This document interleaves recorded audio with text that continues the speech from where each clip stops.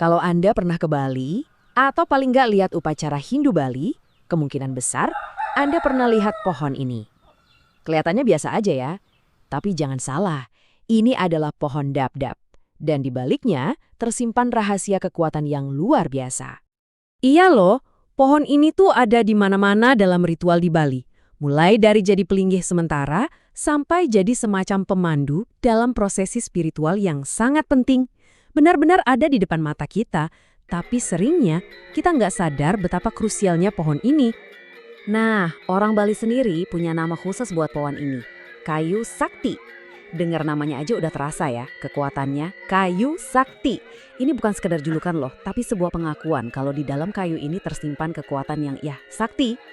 Pertanyaannya jadi gini, apa sih yang bikin pohon ini begitu sakral?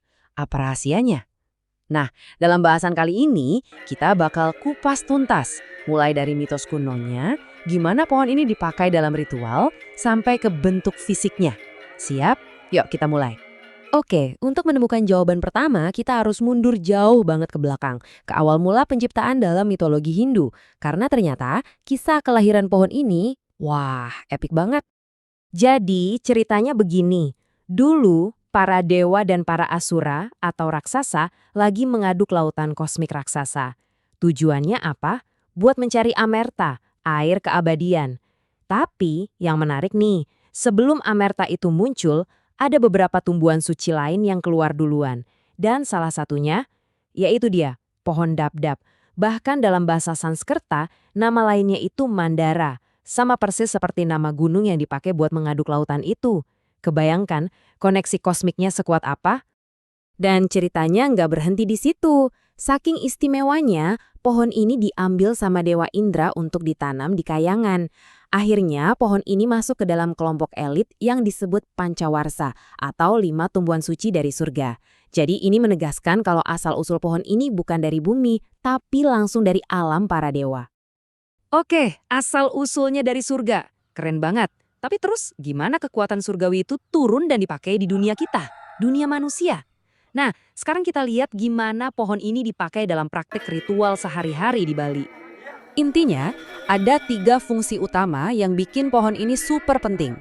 Gampangnya, untuk penyucian, untuk mengundang energi ilahi, dan untuk perlindungan magis. Fungsi yang pertama, penyucian atau prayaschita. Ini bukan cuma teori loh, ada ceritanya. Dalam salah satu kisah kuno, Ksatria Sahadewa itu pakai pohon dap-dap untuk membebaskan Dewi Durga dari sebuah kutukan. Nah, gara-gara kisah inilah, sampai sekarang daun dap-dap itu jadi elemen yang wajib ada di setiap upacara penyucian. Yang kedua, pratistha.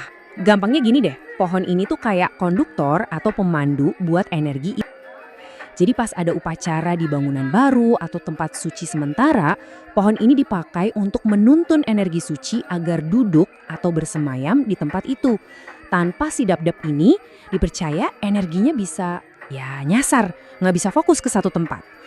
Dan yang ketiga, ini nih yang keren, sebagai pelindung gaib. Orang Bali bilang ini penolak bala. Makanya jangan heran kalau lihat pohon ini sering ditanam dekat pintu masuk rumah. Soalnya dipercaya getaran energinya saja udah cukup buat bikin semacam perisai gaib, menangkal energi negatif atau niat jahat. Oke, kita sudah tahu asal-usulnya dari surga, kita sudah tahu 3 fungsi ritualnya, tapi percaya nggak kalau petunjuk paling besar soal kekuatannya itu sebenarnya ada di depan mata kita semua selama ini? Yap, jawabannya ada di bentuk fisik pohon ini sendiri, tepatnya di daunnya. Coba deh, kita perhatikan baik-baik sehelai daunnya. 3. Angka inilah kuncinya. Coba saja perhatikan. Setiap satu tangkai daun dap-dap itu pasti selalu bercabang jadi 3 helai daun kecil. Selalu 3, nggak pernah kurang, nggak pernah lebih. Dan bentuk 3 cabang ini bukan kebetulan sama sekali. Ini adalah simbol dari konsep 3 sakti atau 3 kekuatan suci Trimurti.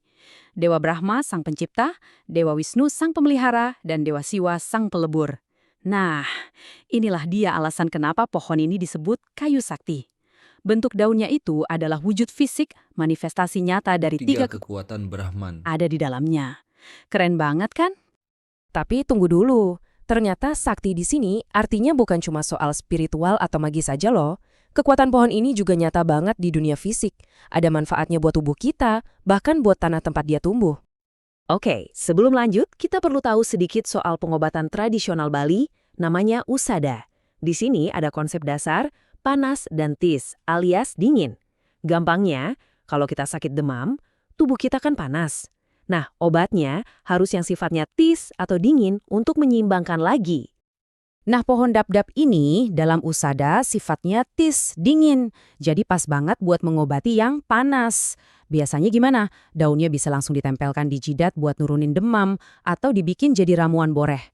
Bahkan kulit bagian dalamnya itu bisa dikerok terus dioleskan ke kulit. Efeknya adem, mendinginkan. Dan yang ini benar-benar luar biasa. Kekuatannya itu sampai ke tanah loh.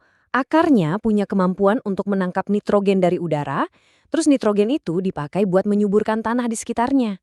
Jadi pohon ini bukannya egois mengambil nutrisi, tapi malah bantu tanaman lain di dekatnya biar ikut subur. Baik banget ya.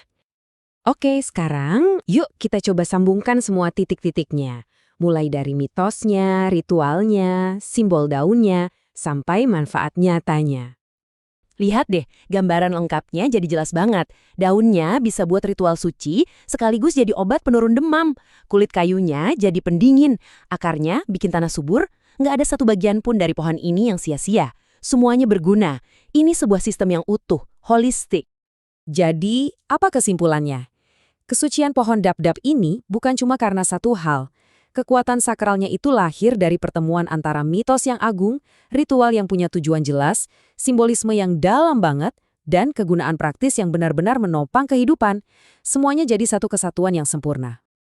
Ini bikin kita mikir ya, alas satu pohon yang kelihatannya biasa aja bisa menyimpan kebijaksanaan yang sedalam ini, kira-kira berapa banyak lagi ya rahasia-rahasia seperti ini yang tersembunyi di alam sekitar kita?